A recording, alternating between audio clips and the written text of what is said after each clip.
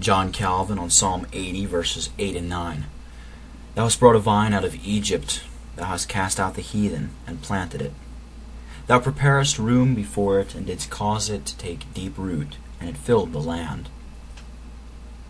You brought a vine out of Egypt.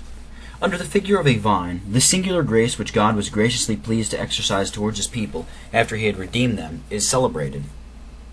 And this powerfully contributed to inspire them with the hope of being heard. For which of us can be so presumptuous as to dare to come into the presence of God until he himself has previously invited us?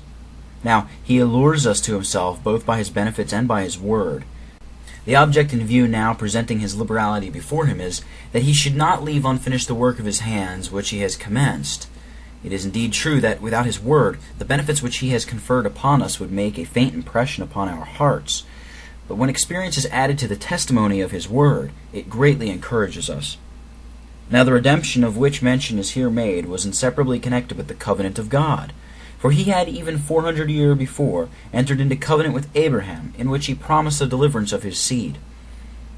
What is stated amounts in very short to this, that it is unbecoming that God should now suffer the vine which he had planted and cultivated so carefully with his own hand to be wasted by wild beasts.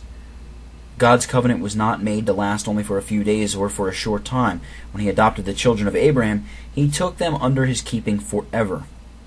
By the word vine is intimated the high place which his people held in the estimation of God, who not only was pleased to hold them as his own inheritance, but who also distinguished them by peculiar honor, even as a vine excels all other possessions. When it is said that the land or ground was cleansed, there is a repetition of what had been previously stated, that the heathen were cast out to make room for the chosen people. Perhaps, however, the allusion is the continual digging which vines require, in order to their being kept clean lest they should degenerate. This allusion being made with the view of showing how God had performed the part of a good husbandman towards his people, since, after having planted them, he did not cease to employ every means to cherish and preserve them.